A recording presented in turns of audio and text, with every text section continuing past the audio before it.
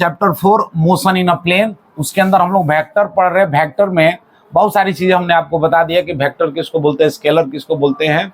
इसके बाद आपने को हमने इक्वल वेक्टर बताया था, को प्लेनर, को इनिशियल, ये सारे वेक्टर पढ़ा दिया था। आज हम लोग को देखना है क्या, unit vector.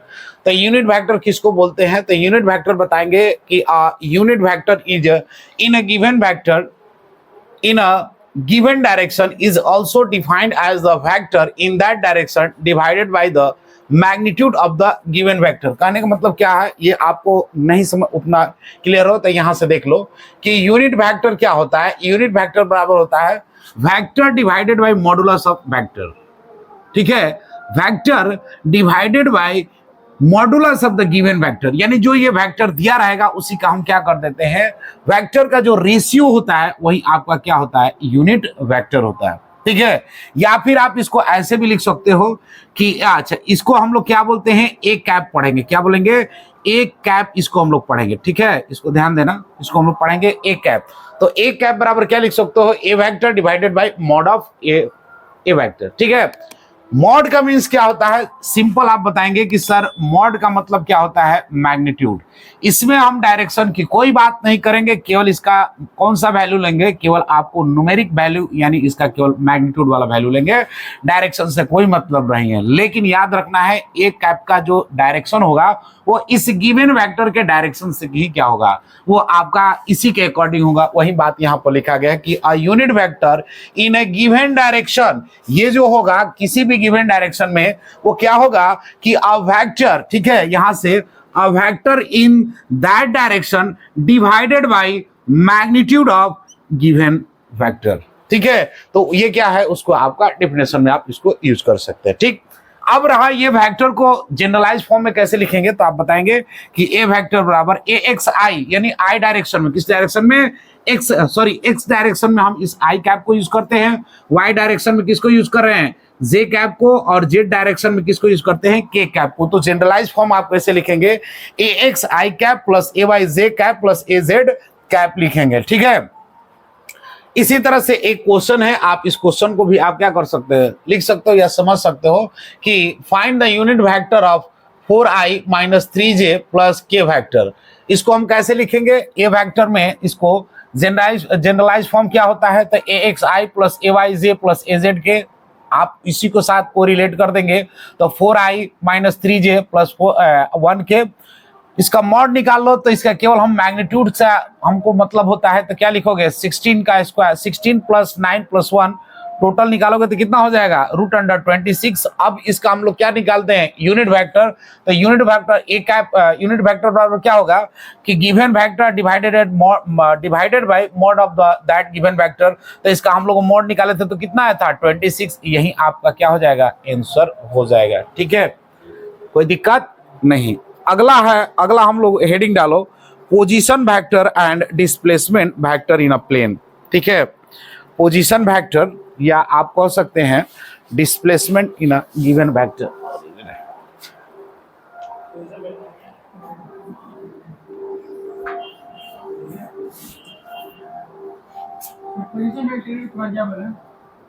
Position vector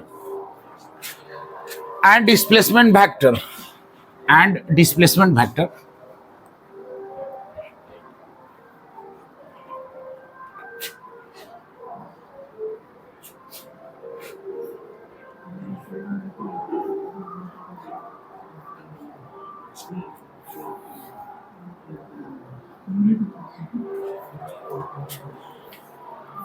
position vector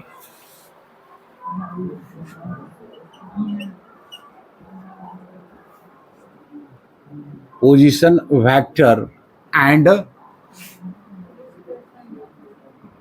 displacement vector, displacement vector ये आपका है, इसको आप समझेंगे, बड़ा ही इंपॉर्टेंट है ये। ठीक है, ये बहुत ही क्या है, इंपॉर्टेंट है।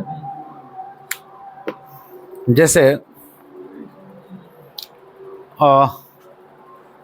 मान लो, कंसीडर कर लो कि एक्स वाई प्लेन में कोई ऑब्जेक्ट है, कोई पॉइंट को रखा गया है, ए पॉइंट को रखा गया है और किसी पॉइंट बी को रखा गया है, ठीक है।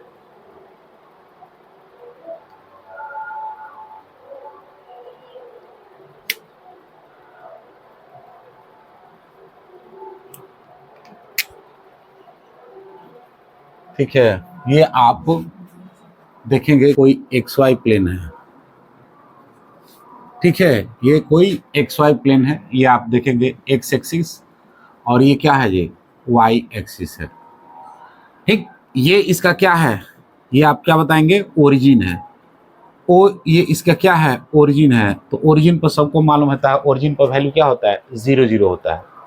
सपोज करो कोई पॉइंट यहां पर ए है, ठीक है, क्या है, ए है। अब हम इसको क्या कर देंगे, ए से इसको मिला देंगे, ठीक है, क्या कर देंगे, मिला देंगे। और ये ए पॉइंट पर हम क्या लिख सकते हैं, एक्स और वाई लिख देते हैं, ठीक है, क्या लिख देंगे, एक्स और वाई लिख देते हैं। एक और पॉइंट है, सपोज करो ये पॉइंट यहां पर है और ये क्या है, बी है, इसको भी मिला दिए। यहां पर मान लो एक्स डैश और वाई डैश है, ठीक है। तो देखो ओरिजिन से ये पॉइंट इसी प्लेन के अंदर, एक्स वाई प्लेन के अंदर कोई ए पॉइंट है।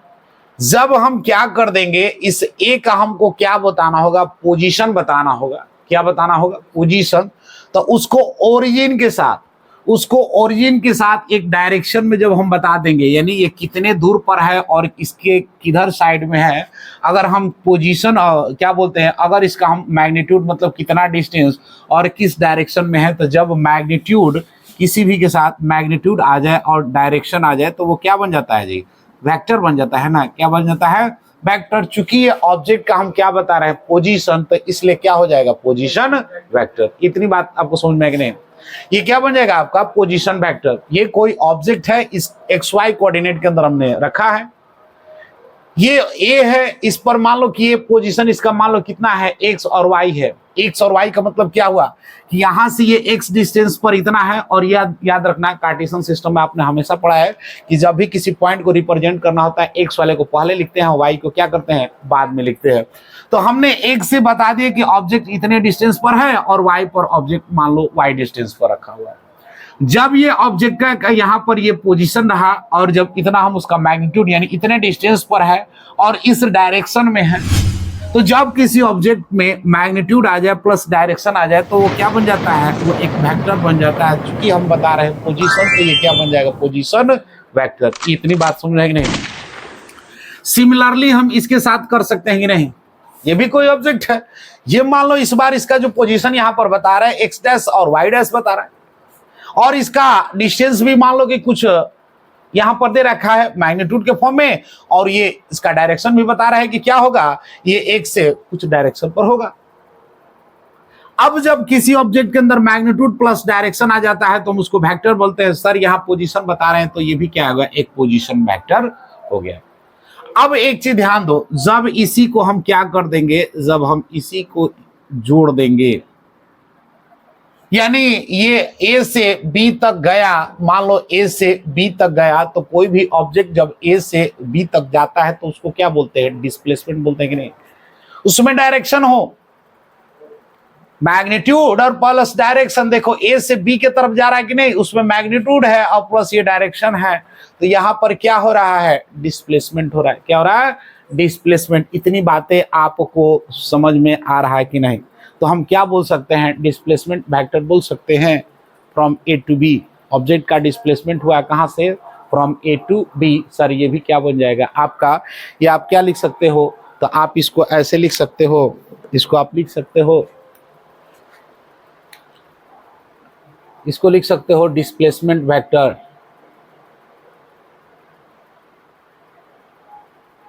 बोलो, लिख सकते हो। इसको हम क्या लिख सकते हैं, पोजीशन वेक्टर लिख सकते हैं, पोजीशन वेक्टर आप इसको लिख सकते हो। इसको भी लिख सकते हो पोजीशन वेक्टर। बोलो, इसको पोजीशन वेक्टर लिख सकते हो। ये भी आपका पोजीशन वेक्टर, ये भी आपका पोजीशन वेक्टर। ऑब्जेक्ट ए से बी आया तो ये क्या बन गया, एक आपका डिस्प्लेसमेंट वेक्टर बन गया। बोलो, कोई दिक्कत। तो आप जैसे मान लो हम इसको करना होगा, बताना होगा, अच्छा ये आपका क्या हुआ, ओ से ए हुआ है ना, ओ से ए, तो आप क्या ऐसे कुछ लिखते हैं, ऑब्जेक्ट ओ से ए गया है तो आप क्या लिखते हैं, ओ ए, और ओ ए को आप सिंपल हम आर वेक्टर भी कर सकते हैं। मतलब आर वेक्टर आपको क्या बता रहा है, तो बताएंगे पोजीशन।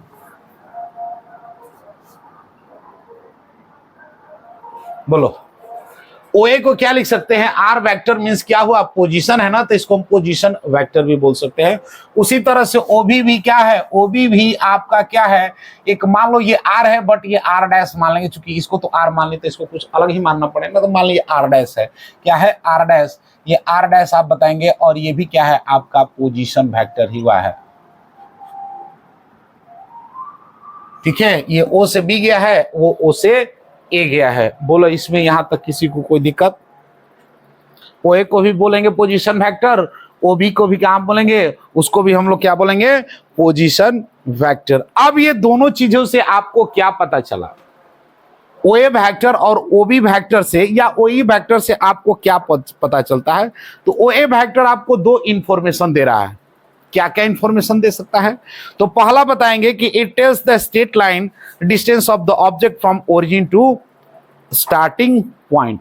कहां से जी, तो ओरिजिन से स्टार्टिंग पॉइंट, ये आपका ओरिजिन है ना,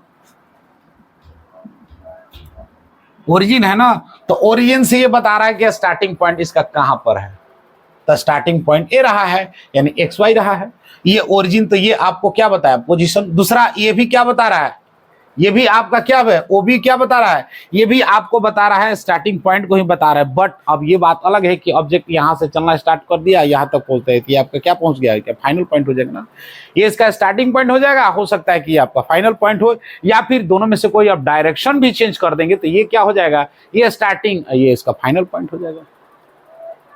कुछ अता पता चल रहा है, बोलो, अरे कुछ बोलो, बाउंस जा रहा है या कुछ पता चल भी रहा है, हैं?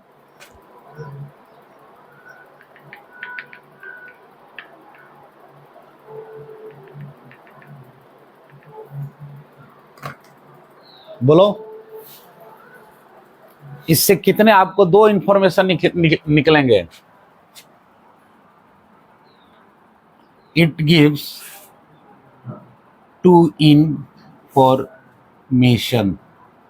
देखो इसमें हमने क्या बताया आपको कि ओ ए सर आर, आर है, यानी आर, यानी ये क्या बता रहा है आपको, एक पोजीशन वेक्टर बता रहा है कि ऑब्जेक्ट ओरिजिन से ए पर कितने डिस्टेंस पर है, उसका पोजीशन बता रहा है कि कितना डिस्टेंस और कितने क्या है आपका डायरेक्शन पर वो ऑब्जेक्ट है, कहां से, ओरिजिन से, तो ये इसका पोजीशन बता रहा है।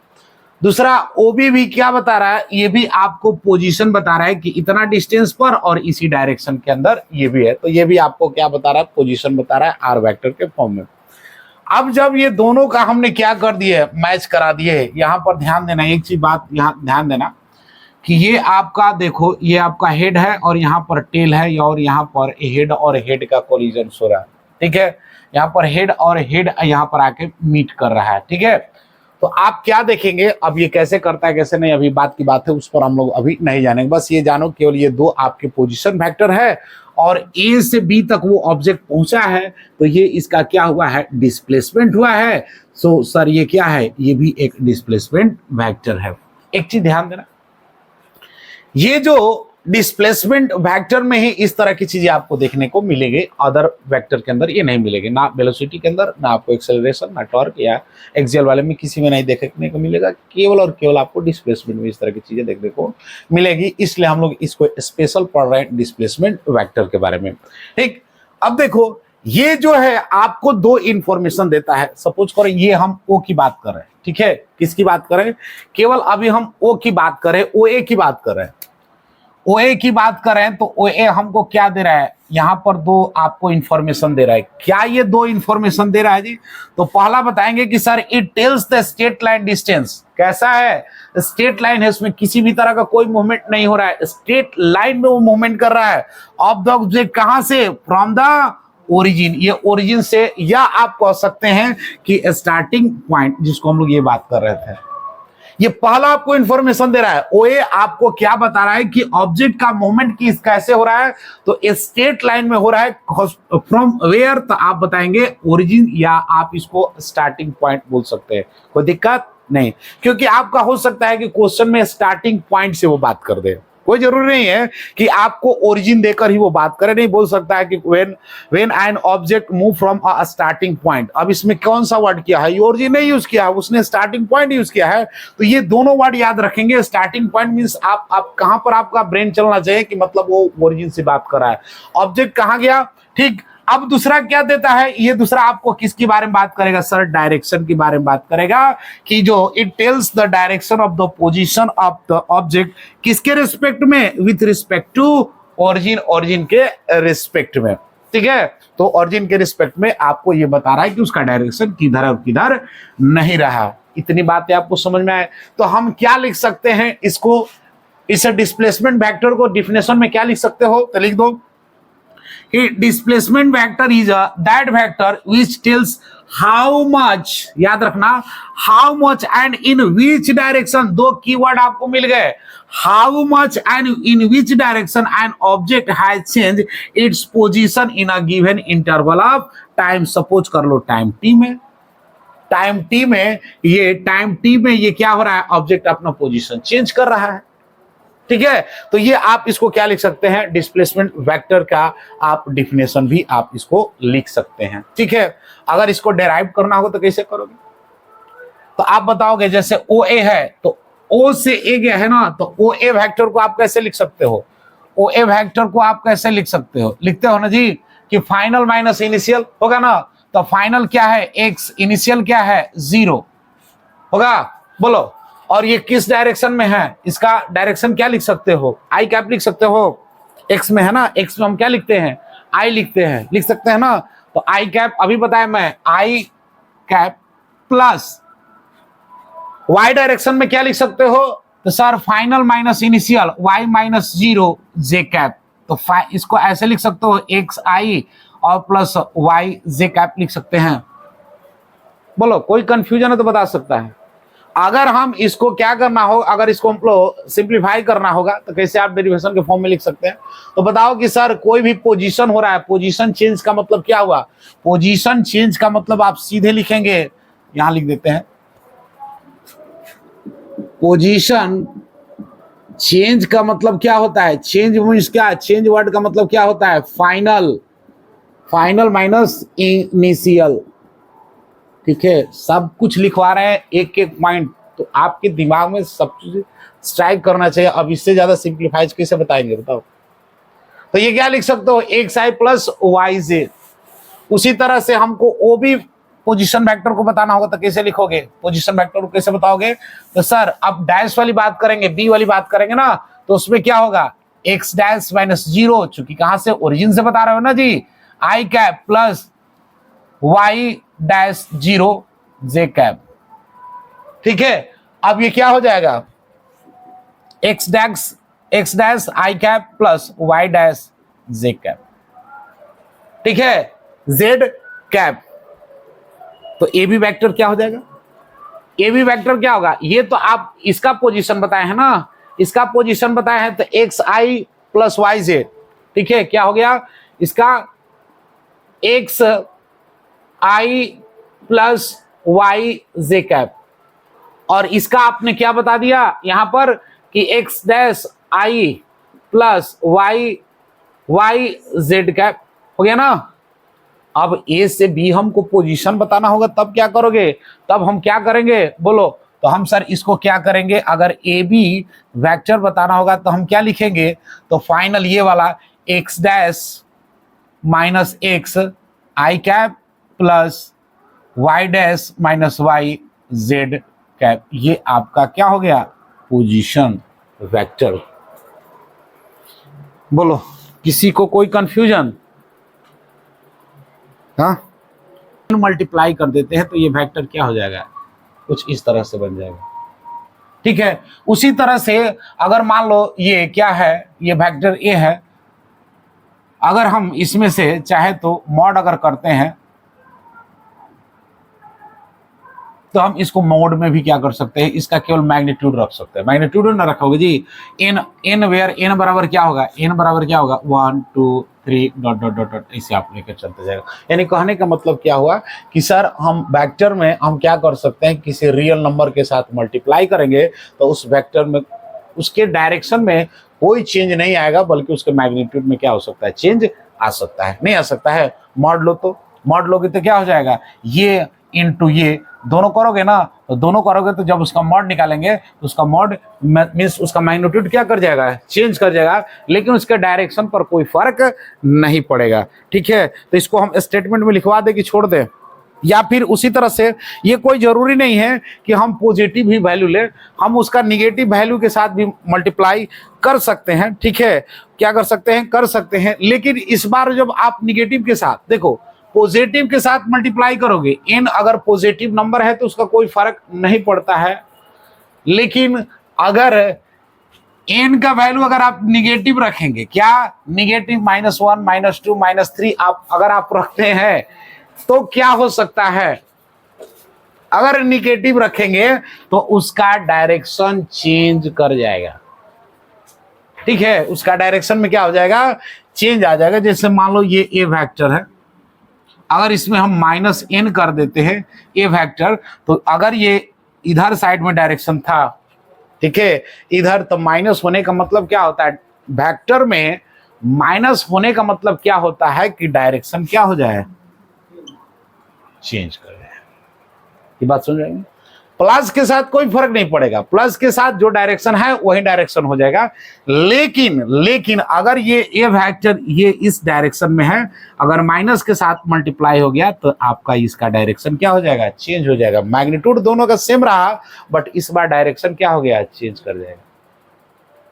तो वेक्टर के साथ सबसे बड़ा प्रॉब्लम है कि अगर सिंपल, अगर देखो अगर सिंपल कर दे तो जैसे 3 + 4, ठीक है, तो कितना आएगा, 7 आएगा ना, लेकिन वेक्टर में आ जाओगे, इधर मान लो 3 और इधर मान लो 4, इधर 4 हो गया, इधर ये 3 और इधर क्या है आपका 4। तो अब इसमें क्या प्रॉब्लम आएगा, प्रॉब्लम आएगा कि जैसा उसका डायरेक्शन रहेगा ना उसके अकॉर्डिंग आ जाएगा। ठीक है, उसके अकॉर्डिंग, यानी 4 - 3 हो जाएगा। अब यहाँ पर आंसर क्या आ गया, तो ये थोड़ा सा आप क्या देखेंगे, इसमें आप देखेंगे मान लो ये 3 मीटर है इधर डायरेक्शन, और ये 4 मीटर इधर डायरेक्शन, तो मीटर और मीटर कर दोगे तो 1 मीटर, कोई दिक्कत। तो ये सिंपल और वेक्टर में थोड़ा सा अंतर आ जाता है। अंतर किसके वजह से आएगा, तो उसके डायरेक्शन के वजह से। अब वो डायरेक्शन किस पर डिपेंड करता है, तो वो डायरेक्शन किस पर डिपेंड करता है, उसके एंगल पर डिपेंड करता है, जो कि हम लोग बाद में बात करेंगे इस पर। ठीक है, उसका डायरेक्शन क्या होगा, एंगल। अब जैसे मान लो ये दोनों एक ही डायरेक्शन में है, इधर है, और ये मान लो इसी ए वेक्टर को ये मान लो ए वेक्टर है, ये बी वेक्टर है, ठीक है ना। मान लो यहाँ पर एंगल क्या है, 90 से कम है ना, ये 90 से क्या है, कम है ना, ये थीटा का वैल्यू क्या है, लेस देन 90 है ना, तो 90 से कम रहेगा तो उसका वैल्यू हमेशा क्या आएगा, पॉजिटिव में ही आएगा ना। अरे कोऑर्डिनेट में पढ़ते हो ना जी, इसमें रहेगा तो प्लस ही प्लस रहेगा, इसमें आ जाएगा तो क्या होगा, इसमें भी प्लस ही प्लस रहेगा, इसमें प्लस माइनस माइनस चलना स्टार्ट हो जाता है, इसमें भी क्या हो जाएगा, माइनस माइनस चलना स्टार्ट, प्लस माइनस। तो ये कार्टेशियन, ये आप ट्रिग्नोमेट्री जब पढ़ना स्टार्ट कर देते तब पता चलता है। लेकिन यही चीजें जब हम क्या कर देंगे, स्ट्रेट लाइन में कर देंगे, ठीक है, तो ये क्या हो जाएगा, इधर आपका बी वेक्टर आ जाएगा, इधर आपका क्या हो गया, ए वेक्टर हो गया। तो इसका सीधे डायरेक्शन क्या हो गया, यानी 180 ना, तो इसका वैल्यू क्या हो जाएगा, माइनस हो जाता है। ये एंगल पर डिपेंड करता है, और ये कैसे करेगा तो हम लोग देखेंगे, इस पर बात करेंगे। ठीक है, बोलो कोई दिक्कत। तो ये आप क्या कर लेंगे, इसको उतारो तब, कि हम किसी भी वेक्टर के अंदर क्या कर सकते हैं, मल्टीप्लाई करेंगे। अगर पॉजिटिव के साथ करेंगे तो उसमें कोई फर्क नहीं पड़ेगा, निगेटिव के साथ करेंगे तो उसका डायरेक्शन में क्या आ जाएगा, चेंज आ जाएगा। चलो, जब आप क्या करेंगे, किसी भी रियल नंबर के साथ वेक्टर को मल्टीप्लाई करेंगे, अगर पॉजिटिव रहेगा, ठीक है, पॉजिटिव रहेगा, तो उसके डायरेक्शन में कोई चेंज नहीं आएगा, बस उसका क्या चेंज कर जाएगा, उसका मैग्नीट्यूड चेंज कर जाएगा। जैसे ये कोई ए वेक्टर है, इसमें हमने क्या ले लिया, n इक्वल टू 2। अभी ना बताया n क्या है, रियल नंबर, इसमें 1 2 3 तक आप जा सकते हैं, जहाँ तक जाना है जा सकते हैं। बट जैसे ही आप इसके साथ मल्टीप्लाई करेंगे तो इसका क्या हो गया, ए का वैल्यू, अब ये इस ए वेक्टर का वैल्यू कितना हो गया, 2a वेक्टर बन गया ना। 2 के साथ मल्टीप्लाई करोगे तो इसका मैग्नीट्यूड देखो कितना हो गया, डबल हो गया, बट डायरेक्शन में कोई चेंज नहीं हुआ था। दूसरा, हम अगर n का वैल्यू हम क्या लेते हैं, निगेटिव रखते हैं, तो n माइनस रखोगे तो a क्या हो जाएगा, -2a बन जाएगा ना। इसमें देखो मैग्नीट्यूड तो डबल हो गया, बट इसका डायरेक्शन भी साथ में क्या कर गया, चेंज कर गया। ठीक है, इसके बाद एक और हम बताए थे कि वेक्टर के साथ स्केलर को मल्टीप्लाई करेंगे तो क्या इंपैक्ट पड़ेगा।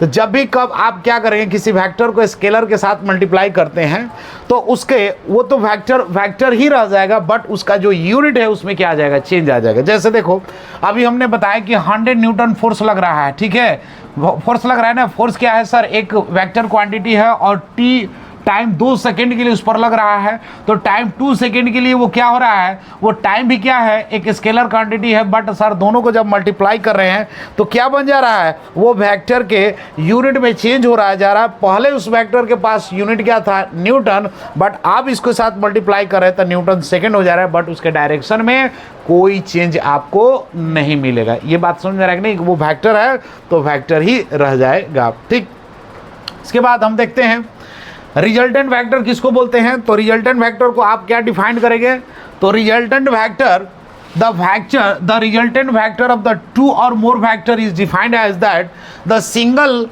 vector which produce the same effect is produced by the individual vector। यानी जो सिंगल वेक्टर जो क्या करेगा, इफेक्ट प्रोड्यूस करेगा, वही आपका क्या कर सकता है, रिजल्टेंट वेक्टर भी आपको क्या कर देगा, आपको वो प्रोडक्शंस देगा। यानी कह सकते हो कि जो नेचर होगा रिजल्टेंट वेक्टर का वो सेम होगा, कैसा, as that of the given vector. जो गिवन वेक्टर दिया हुआ है या इंडिविजुअल वेक्टर है उसके नेचर के ये क्या होगा, ये इक्वल ही होगा, सेम ही होगा।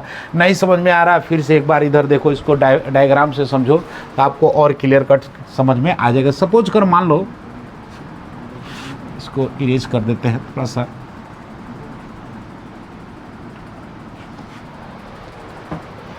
कोई वेक्टर है,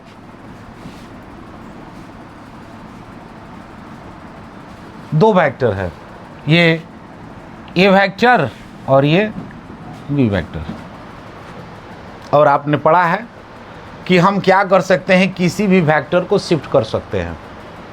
ठीक है, क्या कर सकते हैं, कोई भी वेक्टर को कहीं भी हम क्या कर सकते हैं, शिफ्ट कर देते हैं। सपोज कर मान लो ये कोई ए वेक्टर इधर डायरेक्शन में था, हमने इधर ला दिया, अब इसको पकड़ के इधर शिफ्ट कर दिया, ये वेक्टर आया। ये कौन सा वेक्टर था, ए वेक्टर, और ये कौन सा था, बी वेक्टर। इसको हमने क्या कर दिया, शिफ्ट कर दिया इधर। अब जब इसका जो रिजल्टेंट होगा वो क्या होगा, तो रिजल्टेंट बताएंगे कि सर कुछ ये इस तरह से है। ठीक है, ये क्या होगा, रिजल्टेंट, और इसको आर वेक्टर ऐसे करके लिखेंगे, और ये क्या हो जाएगा, तो आर वेक्टर यानी रिजल्टेंट वेक्टर बराबर क्या होगा, ए वेक्टर प्लस बी वेक्टर। और जो ये इफेक्ट दोनों मिलकर देगा उसका इफेक्ट इसके बराबर होगा, सेम ही होगा। इतनी बात आप समझ में रहे नहीं। आगे इसको हम लोग पढ़ेंगे, ट्रायंगल्स रूल्स भी इसको बोलते हैं, और पैरेललोग्राम रूल्स, ये दो हम लोग पढ़ेंगे। बट यहाँ आप देख लें ये रिजल्टेंट वेक्टर किसको बोलते हैं। तो रिजल्टेंट वेक्टर आप बताएंगे कि सर जो इंडिविजुअल वेक्टर जो ऐड करने के बाद जो इफेक्ट देंगे वो ये क्या होगा, ये आपको सेम इफेक्ट ये भी देगा। ठीक है, कोई कन्फ्यूजन, यहाँ तक किसी को कोई कन्फ्यूजन है तो पूछ सकता है, बोलो जी। यहाँ तक किसी को कोई कन्फ्यूजन है तो पूछ सकता है, नहीं है तो अगर कहोगे तो आगे पढ़ाएंगे, और कहोगे तो नहीं तो हम छोड़ देंगे। थकावट टाइप के तो हो ही गया, 12 बजे से 2 बज गया।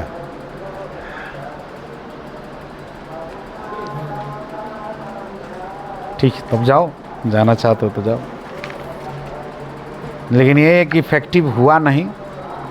2 घंटा का मीनिंग 2 घंटा होना चाहिए। खैर कोई बात नहीं, थोड़ा टाइम पर रहो। तुम्ही को हमको थोड़ा सा अफसोस हो रहा है, अदरवाइज़ किसी का अफसोस नहीं है। क्योंकि आई हो तुम जल्दी, आधा 1 घंटा पढ़वे की, आधा घंटा